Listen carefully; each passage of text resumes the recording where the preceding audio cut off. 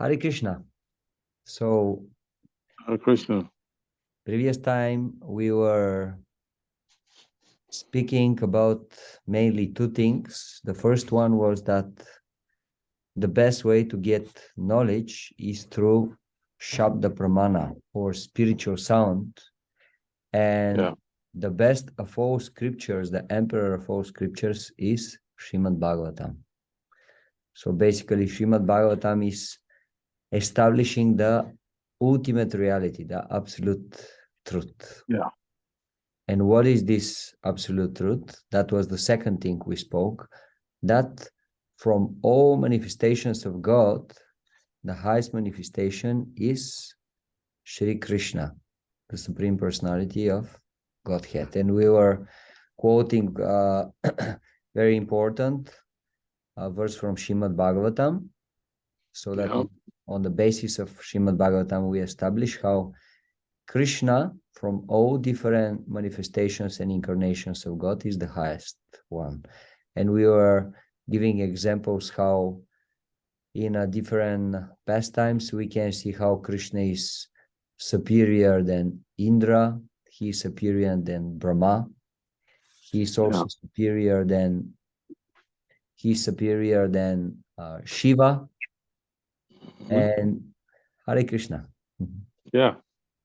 And he is superior even than Vishnu. Of course, Pandava Prabhu explained how actually there is no difference between Krishna and Vishnu. This is the Supreme Personality of Godhead in a different mood. But still, we have examples that even Vishnu was eager to see the Supreme form of the Personality of Godhead as Krishna. We were giving a technical explanation how Hare Krishna. Hare Krishna. So we were giving a technical explanation how actually Krishna has all qualities in full, and no one else has this. And even if you check these different qualities in a systematic way, we'll see that even Vishnu does not have all of these qualities. In other words, Krishna has 4 very special, specific qualities, which are only his. And these were Venu Madhurya. He's singing, he's playing in a very sweet way on his flute. Lila Madhurya, he is showing amazingly beautiful pastimes. Bhakta Madhurya, his devotees are very, very, very sweet, and he has amazing deep relationships with them. And Rupa Madhurya, the form of Krishna is extremely beautiful, the most beautiful form. So we established these things, and then on the basis of this, we started a new discussion, and this new discussion was that the greatest pleasure of the Supreme Personality of Godhead is actually to exchange loving dealings with his devotees. That's why we have a statement of Bhagavatam. Krishna is devotee of his devotees. And now we will continue onwards. Previous time we were giving example from Bhagavad Gita how although Krishna is the Supreme Lord and Arjuna is his devotee, the moment when Arjuna said, "My dear Lord, please drove my chariot between the two armies," and Krishna immediately fulfilled his order, fulfilled his desire. So Srila Prabhupada was explaining that although Krishna is the Supreme Lord, actually he gets greater pleasure when he is in the role of fulfilling the desires of his devotees than to give orders to his devotees. And then we quoted a second story, how Krishna was with the cowboys in the forests, and their cows went lost somewhere in a distance in the forest. And then Krishna said, "I will personally go and bring your cows back." So Krishna expresses his desire to do something for his devotees. Yeah. Okay, and now we will continue. So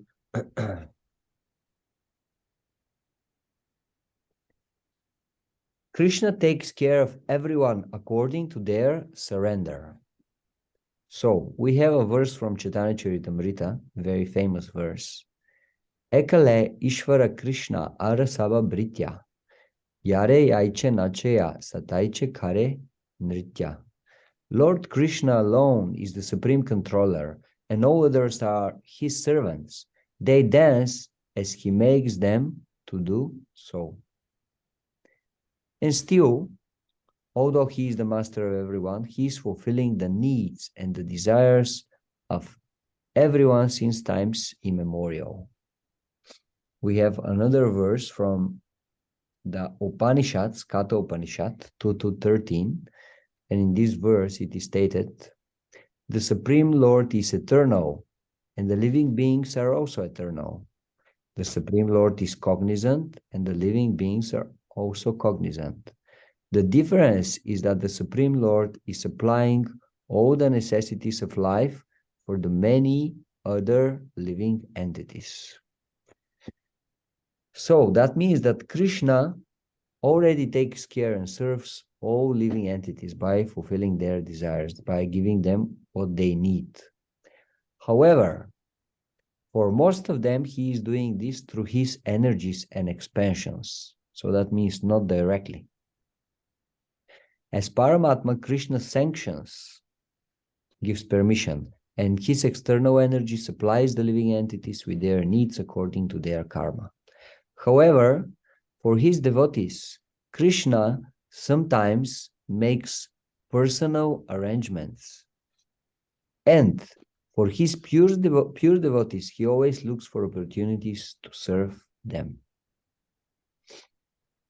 So we could say that here we are describing three levels of devotees, in a sense that everyone is devotee of Krishna.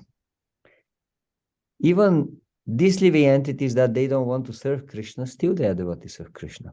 But they've forgotten about this. They have forgotten about their position of being servants of Krishna. So Krishna is fulfilling even their desire, but he's not doing it directly. He's doing it through his energy.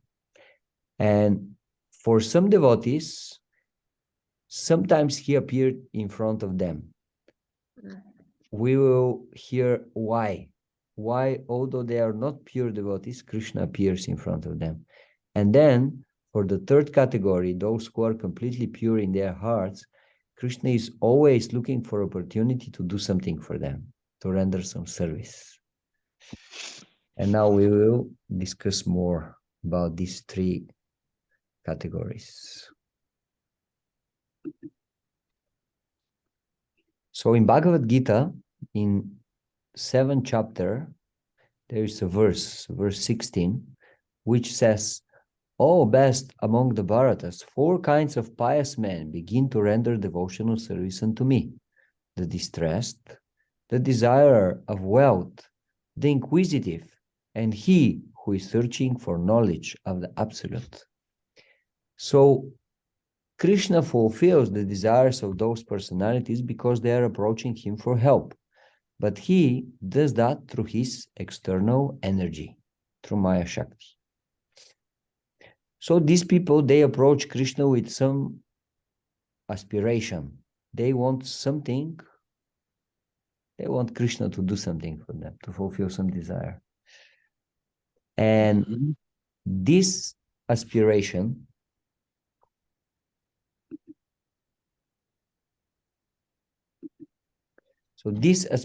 that they have actually prevents them from rendering devotional service with such an intensity and sincerity that would oblige the Lord to personally appear in front of them. Rather, he just fulfills their material desires. So this is the first category. Those personalities who are pious enough when they are in difficult situation, or when they want money, or they want something else, they will approach the Lord. They have this initial faith that actually, if I approach the Lord, he'll help me. And Krishna is fulfilling their desires, but he's doing it through his material energy.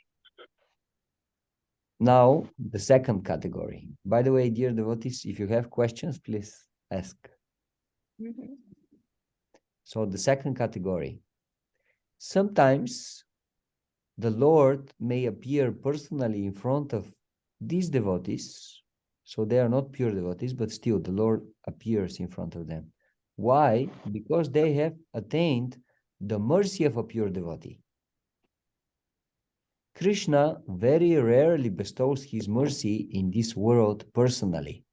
Normally, he empowers his representatives, the preachers, and his mercy follows their mercy.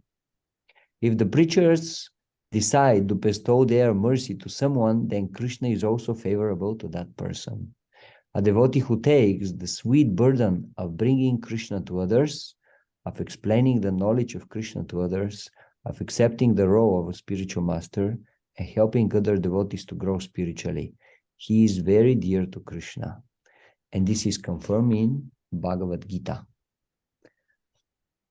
Verses 68 and 69. For one who explains this supreme secret to the devotees, pure devotional service is guaranteed, and at the end he'll come back to me. There is no servant in this world more dear to me than he, nor will there ever be someone more dear. So we can give an example about such a person who was not pure devotee, and still he got the personal. It's New York. Yes. Huh? Sorry? We'll That's be my meeting mom. in New York. Okay. Yeah. Mom in the She's joining us. Wait, mommy, are you Yeah, joining no. us? No, I didn't know. No, it's not joining. She's just Okay, Daddy, because we yeah, can hear. let me just step aside, okay?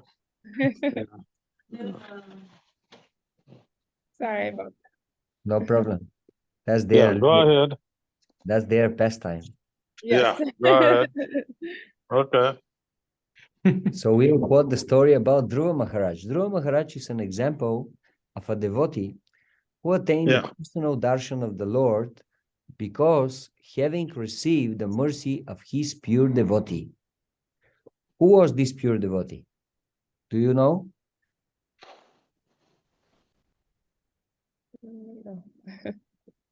Okay, now you learn.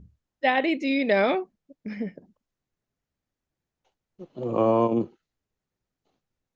Let me see.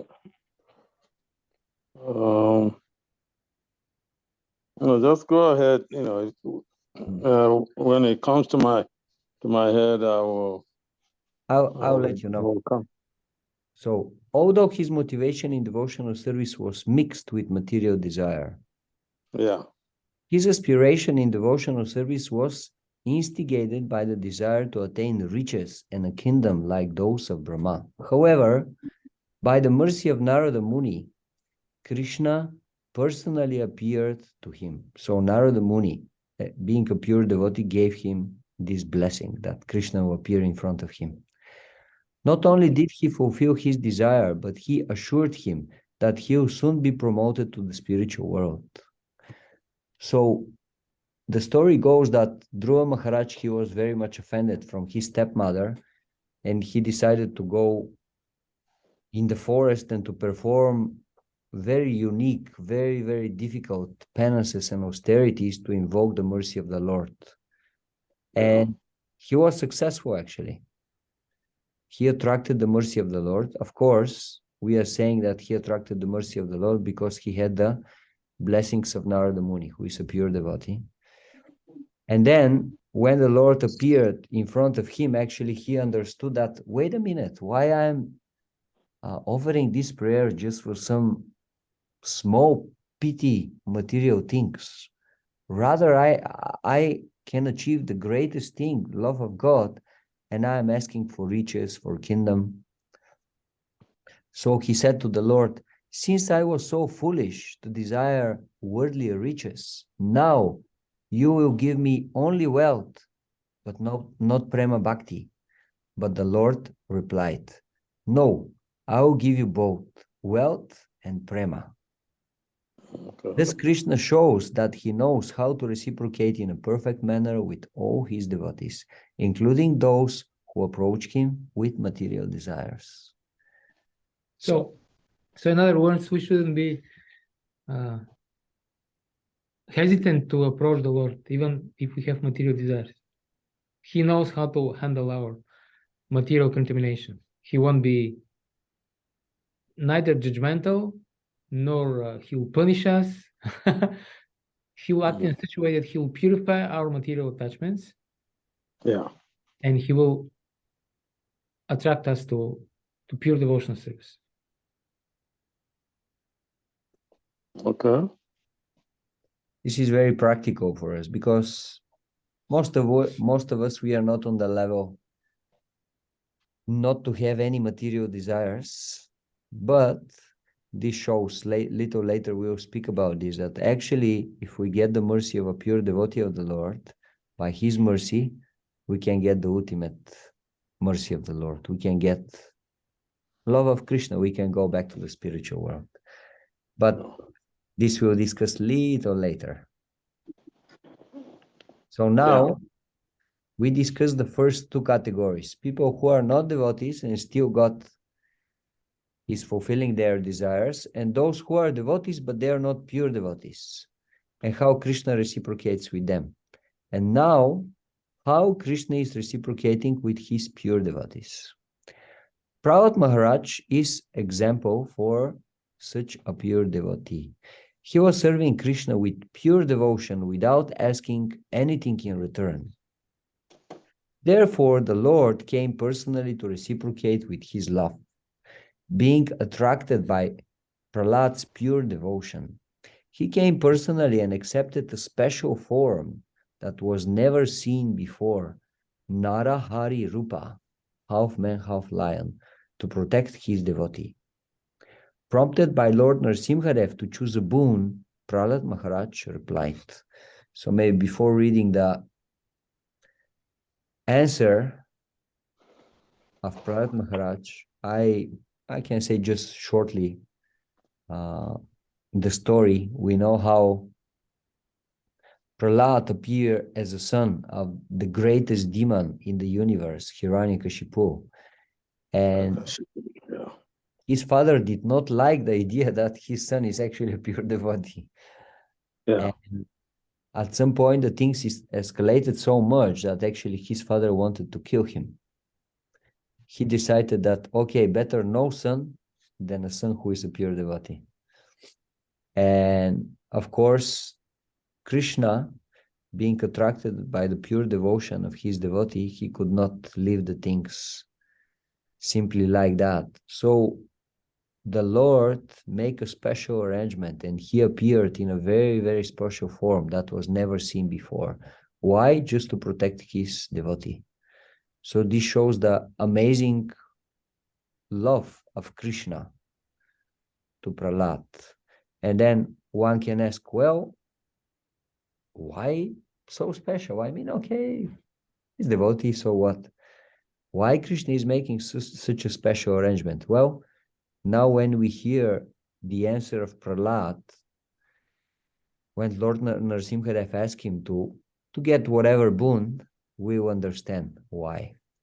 Because like we can think about ourselves, let's say if we are in a situation that Lord is in front of us and he says, oh, you can choose whatever you like from Bentley to 10-bedroom home to special holiday in Bali, whatever you want.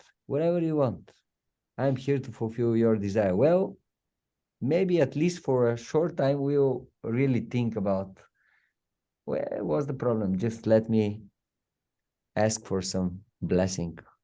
At the end of the day, Krishna is asking me, so what's the problem? But still, let's see what is the answer of Prahlad Maharaj.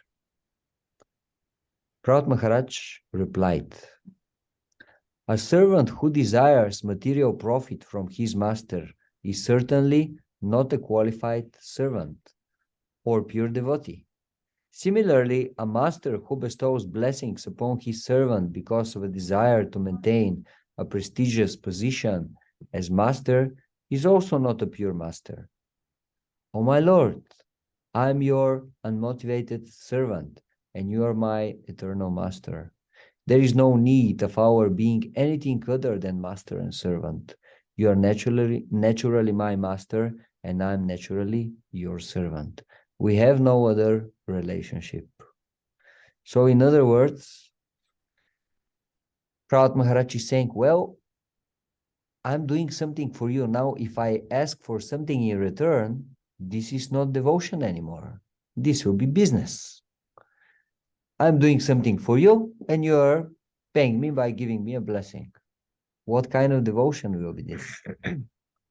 So we see actually how pure and exalted was the mood of Prahlad Maharaj. And that's why, with this purity, he attracted the mercy of the Lord.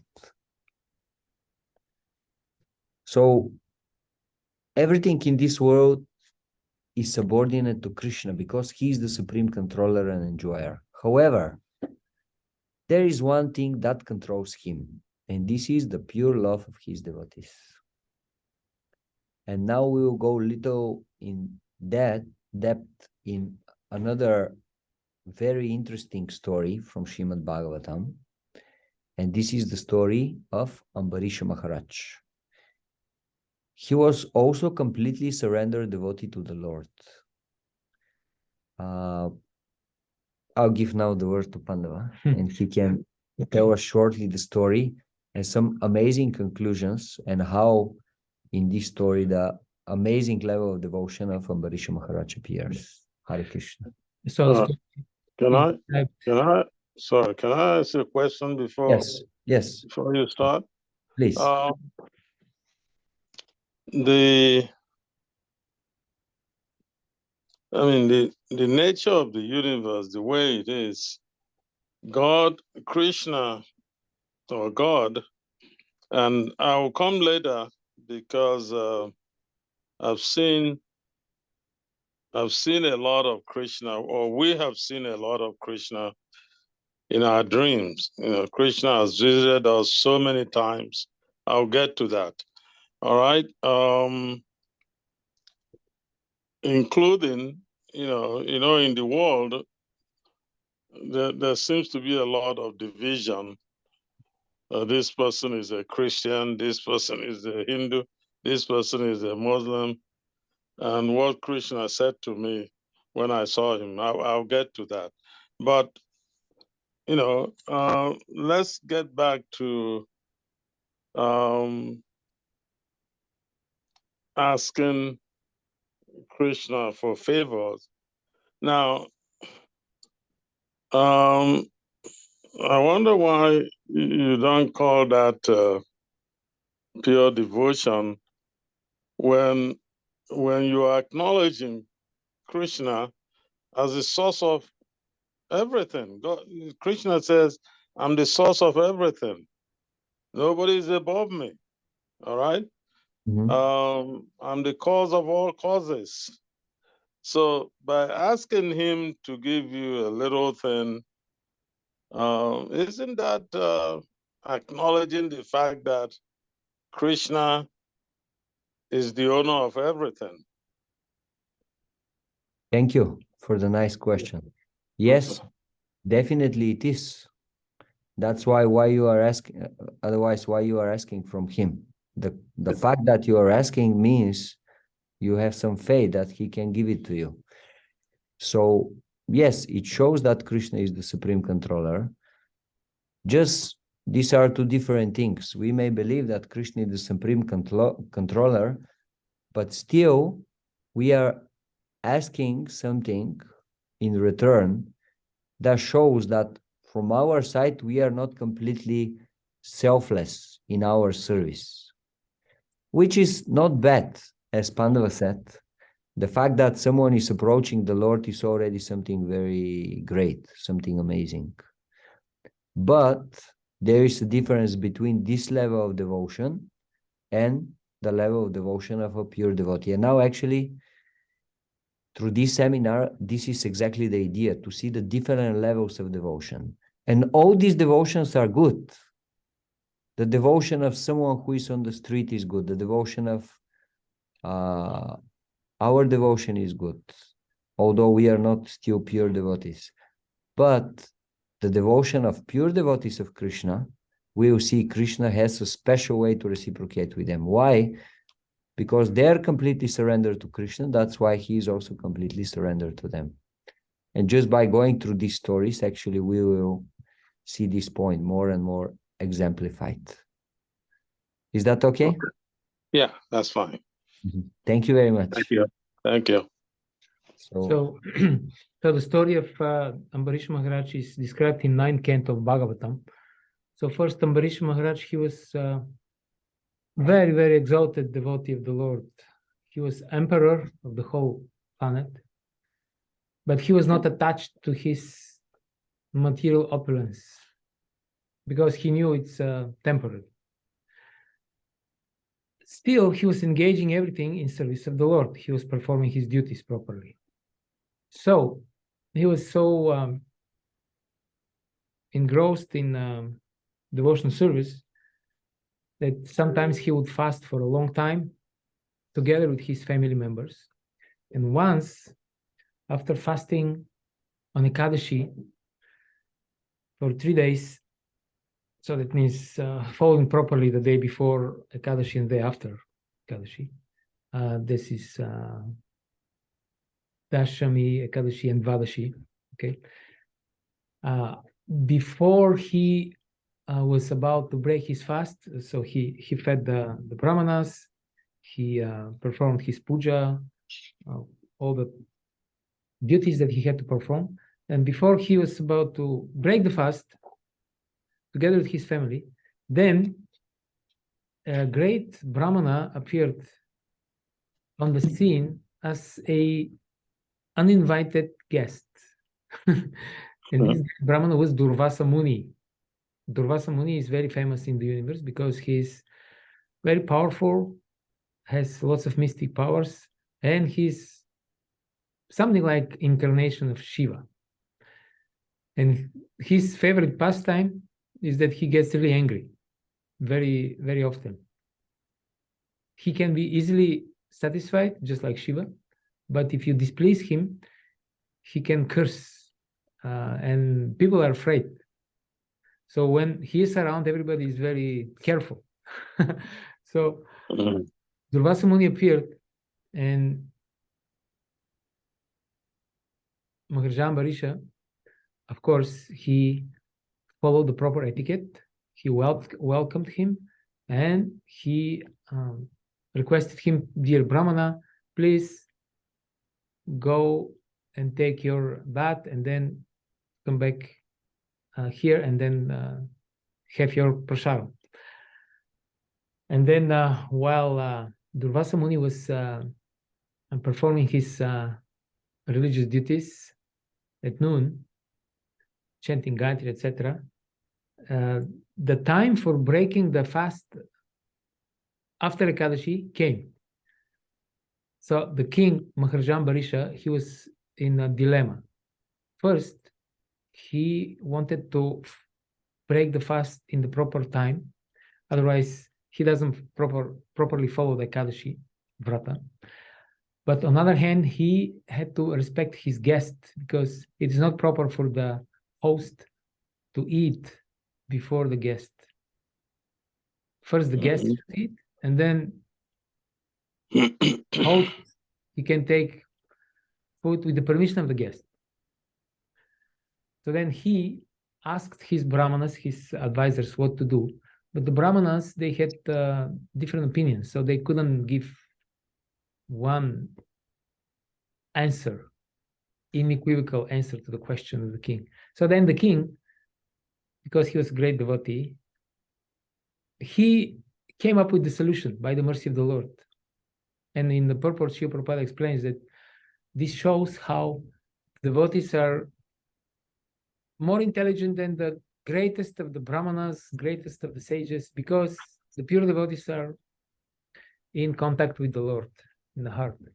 So then Maharaja Ambarisha said, then I will break the fast by drinking little water, because the Vedas say that drinking water breaks the fast and at the same time doesn't break the fast. So I will simultaneously follow the Ekadashi Vrata properly, and I will simultaneously not insult this great Brahmana because I have not eaten before him. So I'll just drink some water. And then the Brahmanas agreed. They authorized this decision of the king, and then he broke the fast. And a little later, the great Brahmana Durvasa Muni appeared.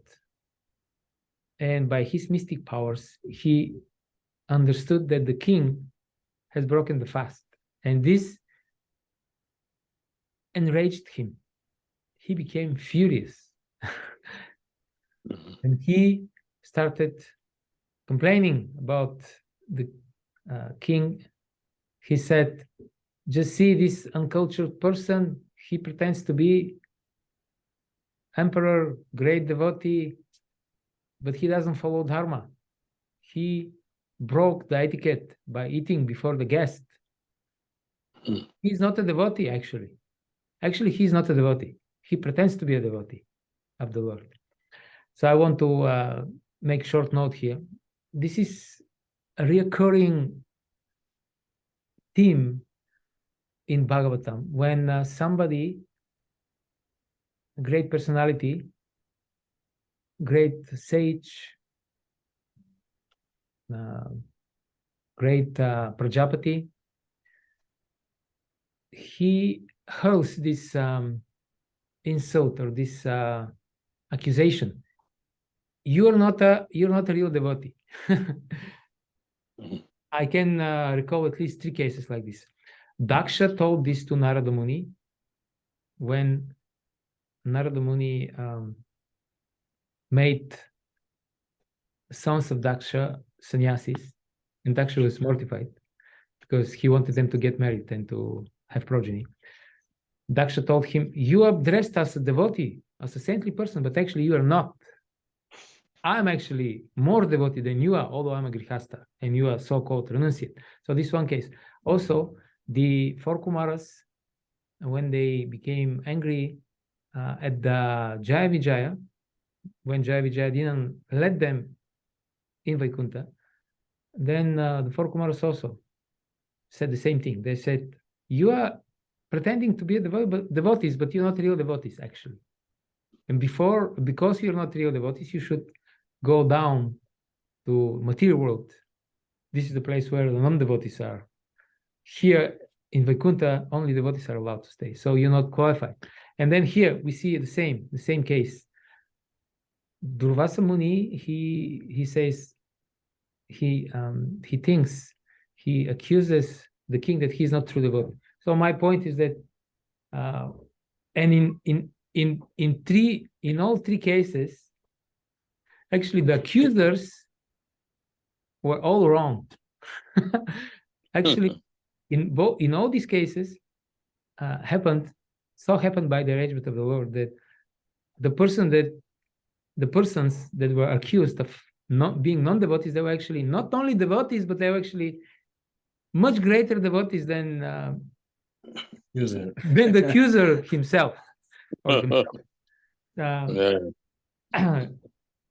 And the Lord actually sided with them. The Lord actually took the side of Jaya Vijaya, although he kept the curse of the 4 Kumaras because this was his plan, his arrangement, his pastime. Then the Lord took the side of Ambarish Maharaj, the Lord took the side of Narada Muni. Okay, so my point is that sometimes we may also think like this. We may think, oh, look at this so-called devotee. Look what kind of nonsense he's doing. He's not actually a devotee. We should be careful because it may happen that if these great personalities made this mistake, Durvasa Muni, the 4 Kumaras, Daksha, these are extremely exalted people. They made it into Bhagavatam. We haven't. So they're greater than us. So if they're prone to make this mistake, it's possible that we are also making this mistake right now, so we should be careful. Okay, so then Durvasa became so angry that he created a very fearful demon. Because of his mystic powers, he was able to do that. And then this demon, he just approached Maharaja Ambarisha, and was obviously that Maharaja Ambarisha was in great danger. Then what happened? The king didn't move at all. He was not scared. He didn't exclaim, "Oh, Jesus! Oh, Krishna!" Nothing. Well, he was thinking about Krishna, of course, all the time. He didn't turn back and run for his dear life. The king was just completely calm in meditation on the lotus feet of the Lord. Depending Completely on Krishna. But then what happened? And this was fearful demon, huge demon. That the description in Bhagavatam you can read. It's very fearful, and he was particularly created to attack the king by the wrath of the Brahmana. So then what happened was that the personal weapon of Krishna appeared on the scene, Sudarshan Chakra, and very quickly Sudarshan Chakra killed this demon, just destroyed the demon. The demon wasn't there anymore, just disappeared. And then not only that, but because when you attack a devotee of the Lord, the weapon or the anger or the negative whatever emotions that you emanated towards this great devotee will turn back to you. Then Sudarshan Chakra actually started chasing Durvasa Muni, and the great sage who thought that he's in control of the situation, he had to run around the whole universe for a whole year to escape the wrath of Sudarshan. Sudarshan was chasing him and keeping close enough to create heat, and it was very frightening experience, but he was not killing him. So Durvasa Muni went to different places, tried to hide in caves. Didn't work. He took shelter in Lord Brahma first. Lord Brahma told him, "I cannot help you. This is the personal weapon of the Lord." And by the way, this weapon also creates disturbance for all of us here in Satyaloka. So please proceed, move forward. And then Durvasa Muni had to take shelter personally in his own deity because he was Shiva worshipper. So he went to Lord Shiva and he took shelter there. And the Lord Shiva told him, "I cannot help you. I'm not independent.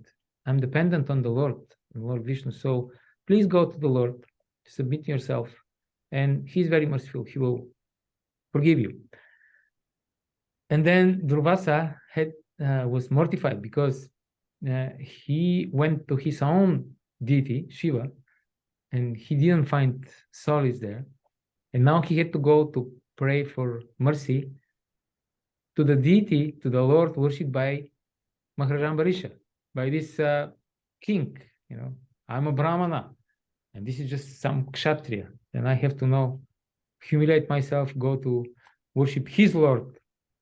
That's what he thought. But then he didn't have any choice. He was so great yogi that he went to Vaikuntha, and then he approached the Lord. And then the Lord also told him the same thing. The Lord said, "You came here because you think I'm independent. You thought, okay, Brahma and Shiva, they're not independent. They depend on Krishna, on me. So if I approach the Lord, I will be saved. But the truth is that I'm also not independent. I also depend on my devotees." And then I will read a little bit the dialogue between them shortly, because it's very interesting. It is these are different elucidations, elaborations given by the acharyas. So Durvasa Muni said, okay, first the Lord said, Just as Brahma and Shiva cannot save you because they are dependent on me, so I also am dependent and cannot save you. Then Durvasa says, you become dependent on your devotees by your nature, but this is not desired by the devotees. So actually you're independent. Durvasa is pushing the point that no, you are independent. You You can do whatever you like. You can do the job, okay? Don't pretend that you're dependent. You actually the Lord, I know. Then the Lord says, that is true. I'm independent, but by my will, I become dependent on my devotees because I cannot give up my various sentiments towards them. So the Lord is independent, but he becomes voluntarily dependent on his devotees because he loves them. Then Durvasa says, but seeing my suffering, you do not become compassionate. Then Krishna replies, that is true. I do not have such equality in my mind. My heart is controlled by the best devotees without desire even for liberation. Seeing that liberation which I want to give them is not attractive to them, to my devotees, I forcefully give my own heart to them, accepting that they make that one with their own hearts and fix it there with devotion. So what happens, Krishna explains, I give my heart, I give myself to the devotees, and they take my heart and they mix it somehow with their own heart, so it becomes one thing. So therefore, my mercy exists in their mercy. The Lord's mercy follows the mercy of the devotees. So therefore, what Tulsi Prabhu said previously is exactly right. Therefore, when the preachers preach the glories of the Lord, the mercy of the Lord goes with wherever the preacher decides. Whatever the Madhyama devotee decides to direct the mercy, then the mercy of the Lord follows. And the Lord doesn't interfere with independent choice of the preacher, of the Madhyama devotee. It is his choice or her choice. The Lord follows. So then Krishna continues, this is well known to all people, and it's known to you. Persons protected by the devotees are dear to me. What to speak of the devotees themselves? Oh, ignorant Brahmana. This is interesting. Brahmana is never ignorant, but Krishna says that Durvasa is ignorant Brahmana. Oh, ignorant Brahmana, do you not consider this? And then Durvasa says, how much are the devotees objects of your affection? And then the Lord says something very interesting. He says, I am Atmarama because I enjoy. I don't need to go outside of myself for my enjoyment, because my nature is that I am completely satisfied by myself. We are not. We're dependent on the Lord for our satisfaction, but he is independent. Still, Krishna says, but I do not desire that enjoyment without my devotees. This is the interesting thing. Krishna is independent enjoyer, but he doesn't desire this enjoyment without the company of his devotees. So he has this bliss coming from his own swarup or from his own opulences. We know the 6 opulences of the Lord. But Krishna says, I eternally possess my 6 great qualities, but without the devotees, I consider these to be barren. So they're useless, basically, without the devotees. Therefore, Krishna says, without my devotees, I do not wish to enjoy my opulence. It is just like you have some very dear friend or relative, and let's say Tulsi Prabhu gave the example of going to a vacation. And let's say you get some free vacation, wherever you want to go.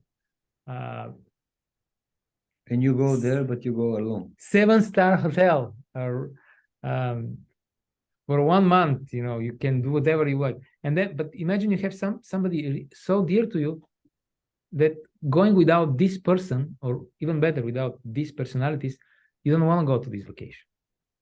So this is some crude example. Mm-hmm. So Krishna is like this. And then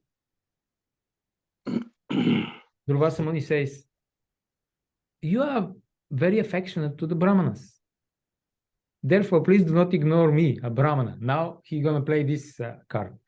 Okay. Mhm. Krishna is Namo Brahmanya Hitaya Go Brahmana Hitaya Cha. He's very, very attached to the Brahmanas. I am a Brahmana. I'm one of the great, he's a large caliber Brahmana in the universe. There are not many Brahmanas more famous and powerful than Durvasa Muni in this universe. Not many. And then the Lord says, that is true. But how can I ignore the devotees? I'll have to give them up automatically if I protect you, who offended the devotee. For me, Krishna says, the devotees have given up attachment to wife and children. Objects of affection, difficult to give up. Just like Maharaja Ambarisha, he was not attached to opulence or to family, he was attached to the Lord. So what have you, a Brahmana, given up? Please tell me. You cannot say that Ambarisha did not give up anything. Because when you engaged the demon to kill him, he did not move a step. Since he did not consider his body important. But you, who prayed to Brahma and Shiva for protection, run all over the universe to protect your body, though you are an Atmarama with complete detachment. I know the true value of him and you. What else should I tell you? Such a fool. This is Krishna's mercy to Durvasa Muni. So he basically tells him, the king is much greater than you, because he was not afraid. But you were, and you run all over the universe to protect your body. And then Krishna says, though I want to give you the suitable results for causing pain to my devotee, I do not do so. Understand that this is because I'm affectionate to Brahmanas. The devotees are my heart. You, who wanted to afflict my Ambarisha, have afflicted my heart. Durvasa Muni says, if I have offended you, then I fall at your feet for forgiveness. And then Krishna says, I'm the devotee's heart. When the devotee's heart is pleased, I'm pleased. So go to Ambarisha and please him. This is the only remedy. And then Durvasa Muni, he still doesn't understand what's going on. Of course, he's a great personality and he plays this role here. Krishna chooses great people, great personalities to play this role so that we can learn something. And then Durvasa Muni, exactly like Arjuna, didn't seem to understand. And then Durvasa Muni, he says, okay, but the king, invited me and then did not feed me. And instead, he ate. He's still fixed on this particular incident. He still wants to establish who is right and who is wrong. Do you not see his fault, my dear Lord? I'm right and he is wrong. And then the Lord says, they do not know, my devotees, they do not know anything except me. Ambarisha does what I desire him to do. So the Lord completely backs up his devotee. The Lord is not, he doesn't waver. He's not wavering in his support of his devotees. This is the greatest, you can say, probably the greatest Brahmana in the universe, and he gives arguments why the Lord should have protected him, the greatest Brahmana, and not this king. He's just a Kshatriya. And the Lord doesn't become mental. maybe he's right. Maybe I should have protected. He doesn't play games. The Lord is 100% on the side. On the side of his devotee. 100% both. Yeah. By the amazing selfless love of his devotee. Well, therefore he's protecting the devotee, because the devotee bound the Lord with the ropes of love and affection. And obviously, Durvasa didn't. So then Durvasa Muni says, well, therefore I ask you, please reply. Between a Brahmana and a Dvadashi, following the Ekadashi Vrata on Dvadashi properly, between a Brahmana and a Dvadashi, which is more respectable as Dharma? And so Durvasa still pushes this point. What is right, what is wrong? So basically, he's saying, okay, which one was more important? Like the king to respect me, even if he breaks his vow, that to follow properly Ekadashi, or to follow Ekadashi is more important than to take care of me. You tell me which one is more important. Then Krishna says, please go and ask Ambarisha. He will teach you, since you are ignorant of the conclusions of the scriptures of Dharma. But do not have any shame about this, my dear Brahmana, because I myself, I also have no knowledge. I do not know anything more than my devotees do. Since the Shruti says that drinking water is both eating and not eating, Ambarisha has equally respected the Brahmana and the Dvadashi. So this is also a very important thing. Actually, She did there not is, disrespect. yes, this is a win-win solution. It is so because the material approach is somebody must have been offended. I should win and you should lose. But the spiritual solution is always win-win. Actually, the king respected equally the Brahmanas and the Dvadashi. But you have to have spiritual vision to see that. If you have material vision, you'll consider yourself a victim. This is very extremely fashionable nowadays, to present yourself as a victim. I'm victim of the government, of the educational system, of this person, of that person. I'm a victim. This is very, very popular nowadays, but it's not spiritual. It's completely material. So Krishna says, but you are ignorant, my dear Brahmana. You do not know that. And Durvasa had not asked Ambarisha about this, since he should be made to understand the superiority of the Dvadashi over all Dharma because of its bhakti, by seeing results of his actions. So this is the commentary of Vishwanath Chakravarti Thakur.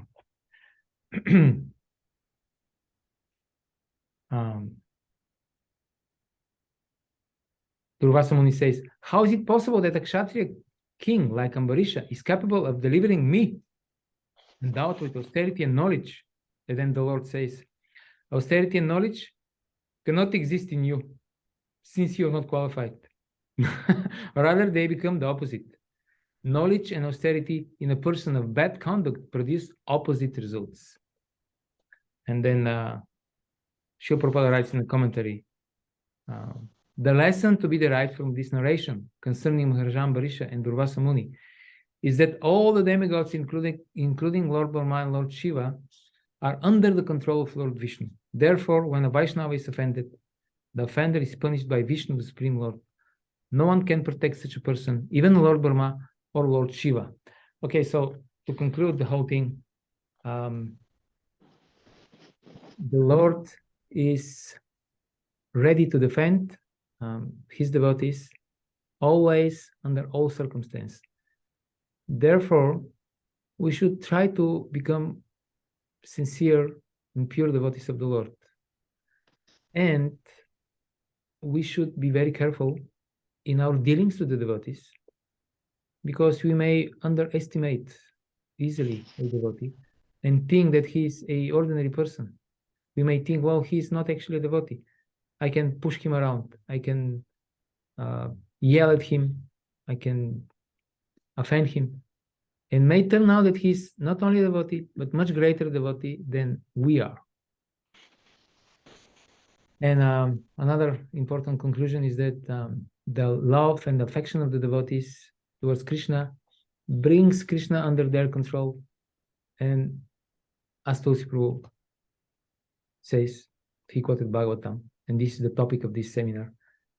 Therefore, Krishna becomes devotee of his devotees, because devotees are completely selfless in their approach, and they render service out of love and affection only.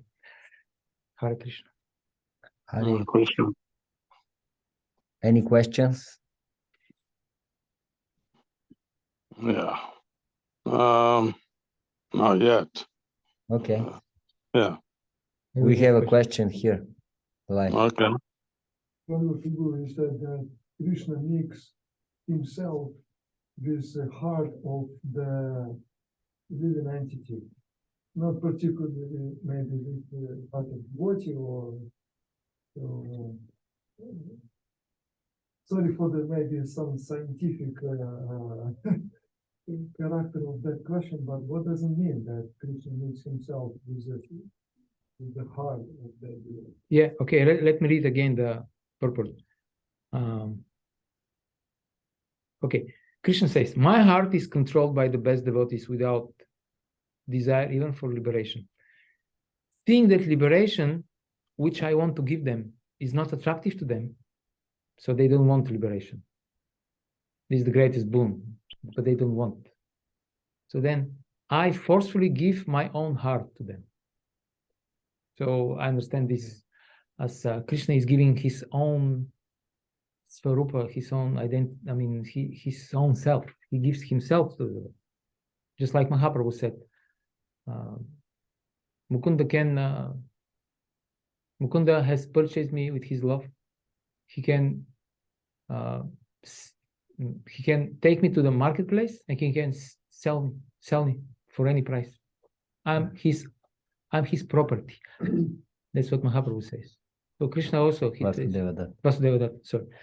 But I'm sure about Mukunda, Mahaprabhu would say the same. So Krishna becomes property of the devotee. Just like the gopis, they start clapping their hands and they say Krishna dance, and Krishna starts dancing. And accepting that, my heart, Krishna says, they, my devotees, make that one with their own hearts and fix it there with devotion. So somehow there is a union between the Lord and the devotee, not in a sense that the devotee becomes the Lord, but union of just like in hearts. Yeah, just like when you have a couple, when people get married. So they were like this man and this woman, and they keep their individuality, but after they are married, then they become something also united, right? Therefore, we have the couple. They are couple now. Although they're individuals, but they are together also. So something like this. That's what I understand. Can you speak about that understanding that, like, technically the soul and body together are enough to stay alive, right? The soul is the potency for the body to live on this world, in this material world. Can we speculate about that maybe that understanding that there is Paramatma in the heart? That this is the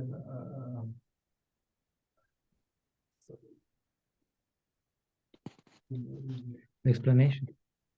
Yeah. That Krishna makes himself in. It means that he possesses himself in our heart, and that he reveals himself. This is Maybe you can. that's the idea. So the question is, can we understand this in the sense that Krishna, as the Paramatma, he reveals himself in the heart? Yes, I think. Yes. Mm-hmm. I think so. Definitely. Thank you. I wanted to read one of the many amazing things that Krishna is saying to Durvasa. So a verse, it's a very famous verse. Many of those verses are very, very famous, but this one is exceptionally famous. Sadavo hridayam mahyam sadanam hridanam toham atanya te na jananti naham te vyomana kapi. Krishna is saying, the pure devotee is always within the core of my heart, and I'm always in the heart of a pure devotee. My devotee do not know anything else but me, and I do not know anyone else but them. Basically, here we see how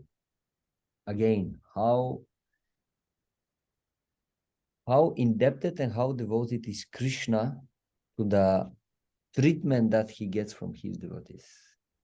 He is forced to receive. And as Pandava Prabhu said, he tries to offer different things to his devotees, but they don't want anything. So he's wondering, what shall I do? What shall I do? I have to give something. Okay, let me give myself. And Krishna is saying, forcefully, I have to give them something. I have to reciprocate somehow to their love. And So therefore, when devotion. Krishna gives something, we have to accept. We shouldn't Yes. be Mayavadis Yes. or impersonalists. Oh, no, I'm not touched. Thank you. Then how will Krishna have a relationship with us if we don't accept His mercy? Of course, not material things, but love and affection. Love and affection. And then we'll look another example for such a great elevated devotee. Today, this is Sri Uddhava, the best devotee of the Lord outside of Vrindavan. Why outside of Vrindavan? We'll understand next time why. So another great devotee of the Lord is Sri Uddhava. His meditation on the Lord was so intense that he even looked like the Lord. The color of his body was blue, like Krishna's body. He was wearing the same clothes. He understood the mood of his master so well that Krishna always shared his confidential thoughts with him and took his advice on important state and personal affairs. Krishna trusted Uddhava so much that he sent him to Vrindavan to deliver his message of love to the Vrajabasis. In Dwaraka, no one could understand Krishna's mind so well as Uddhava. That's why Krishna personally said that there is no one else who is as dear to him as Uddhava. And this is a quote from Srimad Bhagavatam. My dear Uddhava, neither Lord Brahma, Lord Shiva, Lord Sankarshan, the goddess of fortune, who is the wife of Krishna, nor indeed my own self are as dear to me as you are. Srimad Bhagavatam 11, 14, 15. And in the purport, we can read, the Lord has described in the previous verses the unalloyed love of his pure devotees for him. And now the Lord describes his love for his devotees.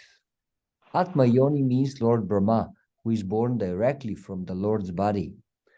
And Lord Shiva always gives great pleasure to Lord Krishna by his constant meditation upon him.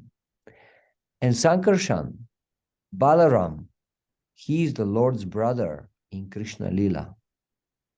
And the goddess of fortune is the Lord's wife. And the word Atma also here indicates the Lord's own self as the deity. None of those personalities, even the Lord's own self, are as dear to him as his pure devotee Uddhava, a Kinchana devotee of the Lord. A Kinchana means without any material desires. Srila Madhvacharya cites from the Vedic literature the example that a gentleman sometimes neglects his own interest and that of his children to give charity to a poor beggar. Similarly, the Lord gives preference to a helpless devotee who depends completely on his mercy. The only way to obtain the Lord's mercy is through his causeless love. And the Lord is most lovingly inclined towards those devotees who are most dependent on him, just as ordinary mothers and fathers worry more about their helpless children than about those who are self-sufficient. Thus, even if one lacks any material qualification, one should simply depend upon the Supreme Personality of Godhead, without any other interest, and surely one will achieve the highest perfection of life. So Krishna is so merciful to devotees like Uddhava that he follows in their footsteps, just as if he was an ordinary person Why? Because he established the rule that bhakti can be received only by association with bhaktas. And that's why Krishna also wants to follow this rule. We'll speak about this just in a minute, how this is actually the shortcut for us. This is our saving grace, to get the mercy of bhakta. This is the only way how we can actually achieve the mercy of the Lord. So let's see what is Krishna saying in this regard. With the dust of my devotees' lotus feet, I desire to purify the material worlds, which are situated within me. Thus, I always follow the footsteps of my pure devotees, who are free from all personal desire, wrapped in thoughts of my pastimes, peaceful, without any feelings of enmity, and of equal disposition everywhere. So in the purport, we can read this, by the way, Srimad Bhagavatam 11 Canto 14 chapter verse 16. Just as the devotees always follow the footsteps of Lord Krishna, similarly, Lord Krishna, being a devotee of his devotee, follows the footsteps of his devotees. A pure servitor of the Lord is always meditating on the pastimes of the Lord and considering how to assist the Lord in his mission. All the material universes are situated in Sri Krishna's body, as demonstrated to Arjuna, Mother Yashoda, and others. Lord Krishna is the Supreme Personality of Godhead, and therefore there is no question of impurity in the Lord. Still, so Krishna is completely pure. He doesn't have to do anything to become pure. But still, the Lord desires to purify the universes situated within him. So that means to purify himself by taking the dust of the lotus feet of his pure devotees. Without the dust of the lotus feet of the devotees, it is not possible to engage in pure devotional service, without which one cannot directly experience transcendental bliss.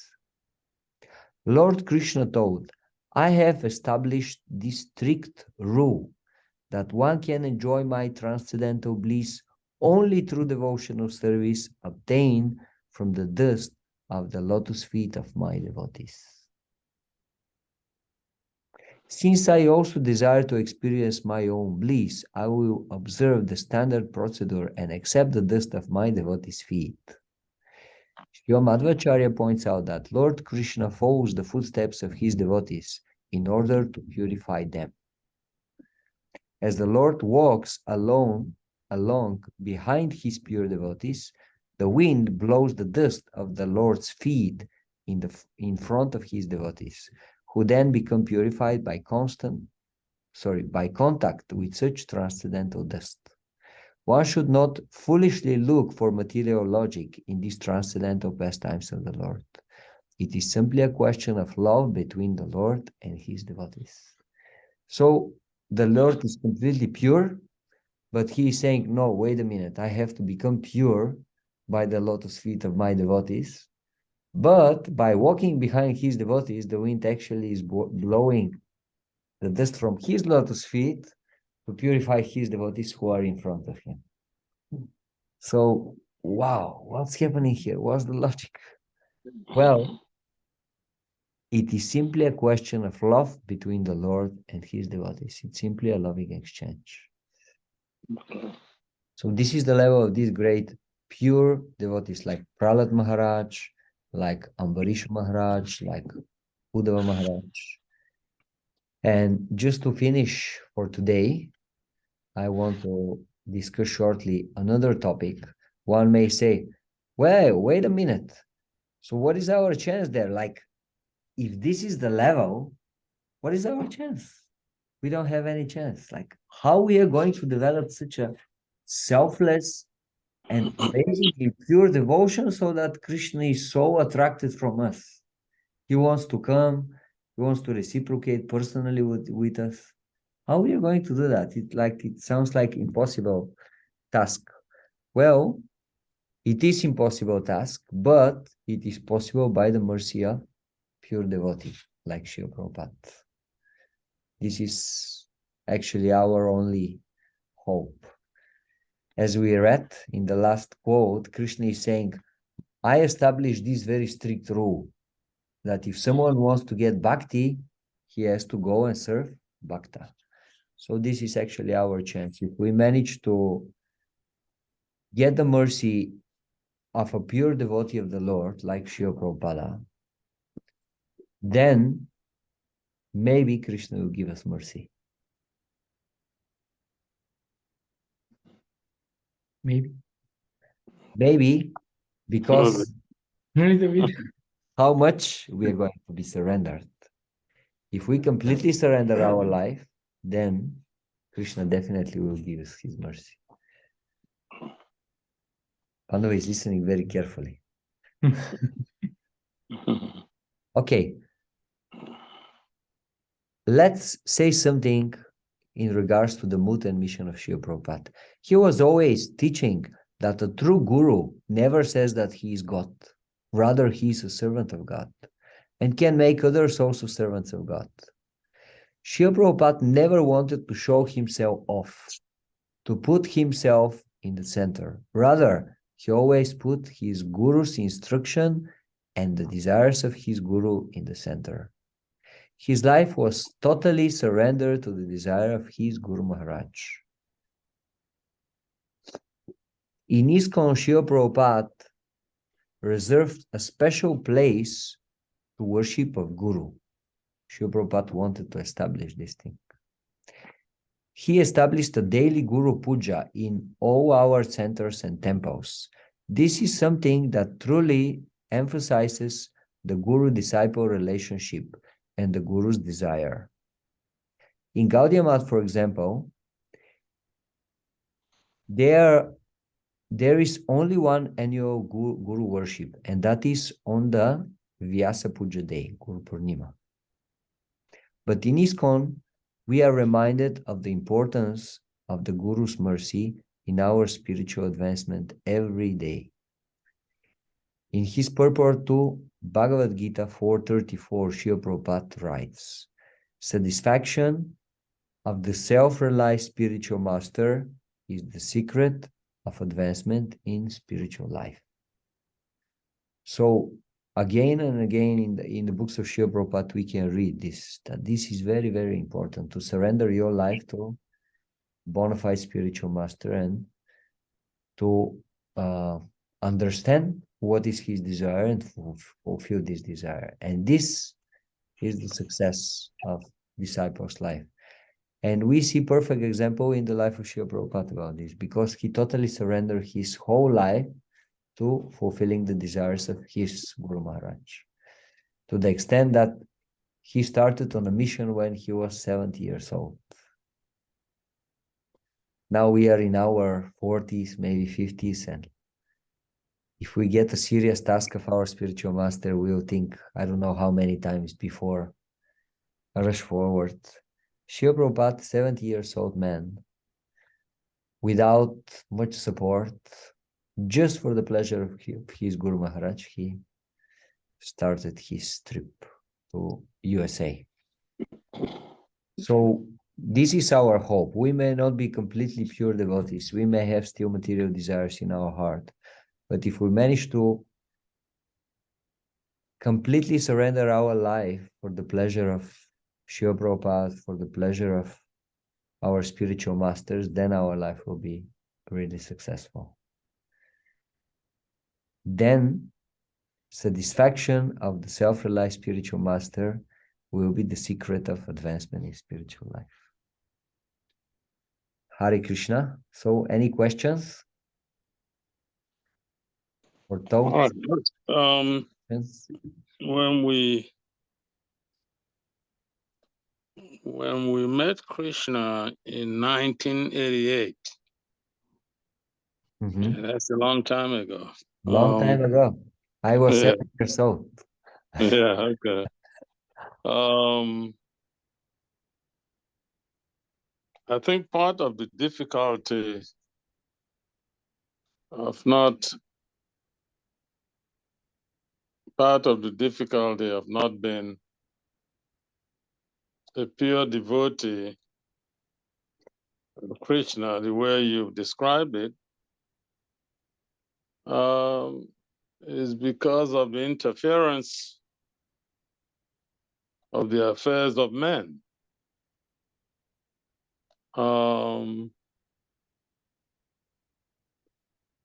So again, going back to what I was saying, when we met Krishna in 1988, we had so much on our plate. We were being pursued by enemies. That were trying to kill us, specifically a native doctor, you know, who thinks that he has all the powers. And so we were running to Krishna for help. So it is difficult to be a pure devotee when you have the baggage of the world after you. This enemy was so vicious that, we came to this country in 1979. That's a long time ago. And that's almost 40 something years, right? That we've been in this country. So, and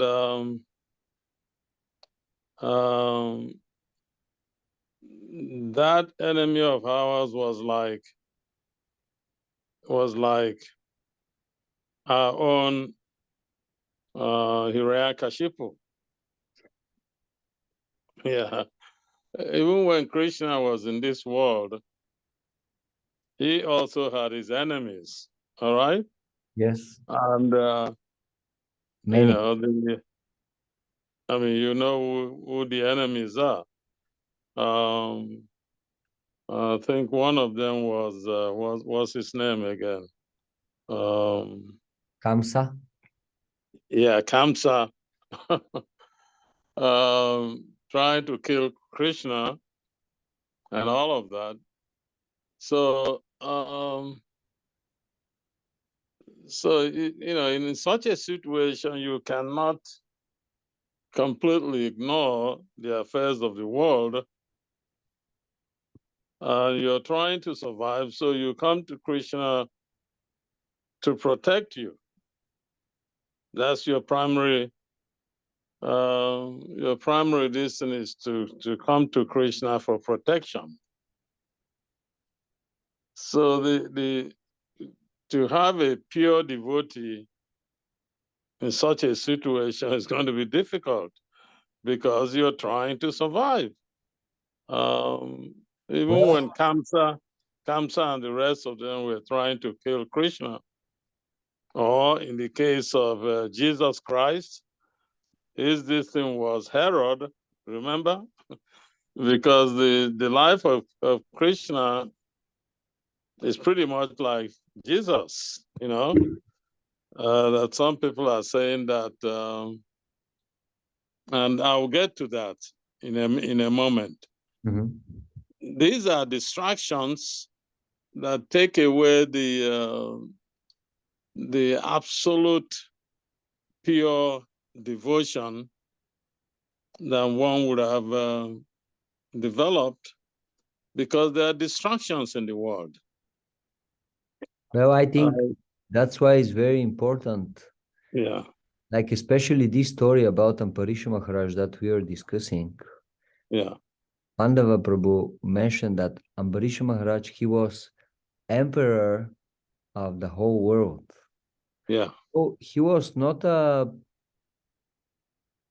some ordinary person. he could do many things. He was very powerful person, very influential person. He could do many things. Yeah. And still, in this very, very complicated situation, he preferred not to act, but rather to depend on the mercy of Krishna. And this is not easy. Like our human instinct is telling us that if we are in a difficult situation, I have to fight, I have to defend, I have to do something. I have to take care for the situation. And yeah, Ambarish Maharaj, he was very powerful personality. He could do many things to defend himself. Like he was spiritually very powerful. He was physically very powerful. He was very resourceful personality. He had a huge army. He could do something to defend. But still he said, yes, maybe I can do something to defend my body. But wait a minute, I'm not my body. I'm the soul. He cannot harm my soul. So rather let me just depend on the mercy of Krishna. And if Krishna wants to protect me materially, means to protect my situation and my body, let it be so. And if Krishna doesn't want to protect my body, and I have to change my body and I have to go into different situation, let it be so. So he was actually completely, totally surrendered on the desire of Krishna, how Krishna wants his life to continue. That's the amazing thing of this story. Yeah. One conclusion we can get. Yeah, it's really his story is really extraordinary because and I think the world has become worse than when he was in this world. I mean, this world we are living in is more dangerous and more criminal and sinful than when Maharaj, lived. I mean, we are told that this is Kali Yuga. I mean, in the past there were people who are saints, who were saints, and so on. But in today's world, there is this violence in the world of terrorism, in the world of ethnic cleansing, and all of that. My point is this: there's nothing wrong with pure devotion, but these are distractions. These are distractions to that pure devotion. I mean, I agree. If you're born and nothing, there's no sin in the world, there's no demonic this and well, it would be great to just devote yourself to the Lord and so on.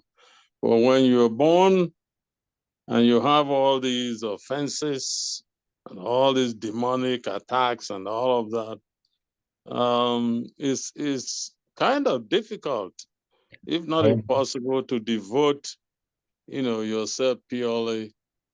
Well, it is not impossible, Yeah. but it is very difficult. And I agree that situation nowadays is more difficult than before, in a sense that world around us is more impious, more unfavorable for practicing as a generally spirituality, devotion, and what to speak of pure devotion. I do agree with this.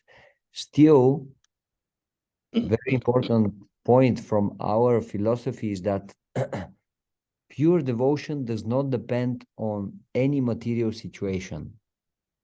One can be in any material situation and still be a pure devotee, because being a pure devotee does not depend on the external situation, it depends on our consciousness. That's why actually we say that we are a movement of Krishna consciousness. Yeah. Krishna conscious society. Why? Because the real difference we have to make is not external, but rather how we perceive the situation in our mind, in our consciousness. So from this perspective, even in the most difficult situation, we can be a pure devotee. And we saw this in the example of Prahlad Maharaj, the first story that we were talking about. He was a small child, 5-6 years old, and he was basically completely helpless. And he was in such a difficult situation. His enemy was the greatest demon in the whole universe. Yeah. And he wanted to kill him. I mean, it cannot be worse than this. Like, someone wants to kill you, and this is the most powerful person in the universe, and you are just a small kid. It cannot be worse than this. And still, we see that Prahlad Maharaj did not say, well, this is such a difficult situation that I cannot be a pure devotee. Rather, he showed, no, in any situation, you can be a pure devotee, meaning in any situation, you can depend on the Lord. Yeah. Actually, Queen Kunti is telling us that when the situation is more difficult for us who are not pure devotees, it's easy to pray to God. Because when everything is okay materially, then we may not necessarily remember Krishna all the time. But when it becomes difficult, when we feel the heat, then we start praying, Krishna, please help me. Situation is difficult. Situation is serious. Please. So anyway, I just wanted to make this point. Okay. Actually, pure devotion does not depend on any material situation. It depends only on the internal desire to surrender completely to the will of the Lord, to desire of the Lord, and to do something with love and devotion. Yeah. Thank you so much. Thank you very much. So it's 8 o'clock. This is the end of our session today. I just want to make a little bit intro to the next time to know what is expecting us. The next time is our last time of this seminar. So we are going to look few more amazing examples of pure devotees. And specifically, we are going to discuss two very special and important qualities of Krishna. And these are that he melts with prema. That means he's completely immersed with prema towards his devotees, and he is controlled by his devotees' love. And we are going to discuss how these two qualities, Krishna, he will always manifest these two qualities in the relationships with his devotees. And even sometimes he will break his other normal norms of behavior in order to keep these two. In other words, the God, who is the greatest personality, who is the purest, the most truthful, sometimes he will even break these qualities of his conduct, which, like, in our mind, generally, these are the qualities of God. He's always clean, he's pure, he's truthful. Krishna sometimes breaks even those qualities, but he would never break the quality to exchange love with his devotees and to be controlled, to move according to the desire of his devotee. We will discuss few very, very interesting stories in this regard. So Okay. stay with us. Yeah. And Just one moment. yes. We have a temple in Nigeria. Okay. Where there are so many temples. Krishna has gone around the world. It's no. That's what I was telling an Indian. I said to an Indian, Krishna is not the God of India. Krishna is supreme God. Yes. Is the creator God. Okay. Right. So Indians don't own Krishna alone. All right. And in Nigeria, there's so many temples. All right. I So have there's friends. a temple. I have friends from there's a temple in my part of Nigeria, even though I've lived most of that life in America, but I still go back. I still visit Nigeria. Nice. And there's a temple, and there's a problem that has arisen And I'm just trying to get devotees like you to intercede on my behalf to beg Krishna to if you want to call it material well, we're in this world. You cannot ignore material needs. We're in this world, all right? And there's a court case that's engulfed the land where the temple is embroiled in a court case. Okay. And then we've been asked to pay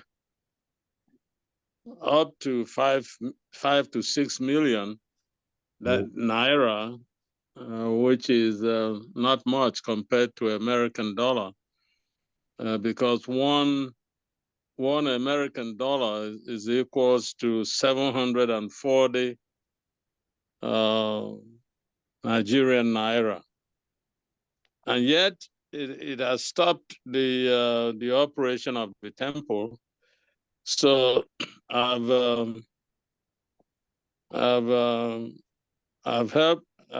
promised to help if Krishna will bless me with a little job here so that I can help in defraying the costs, because the judge has ruled that unless that money is paid, the temple will remain grounded. So if you go to the temple now, even though the temple has been renovated, but it doesn't operate fully. They only perform pujas, but you can't engage in full operation until the money is paid. So I just want you and others to I believe that you guys are greater devotees than me. All right, to intercede on my behalf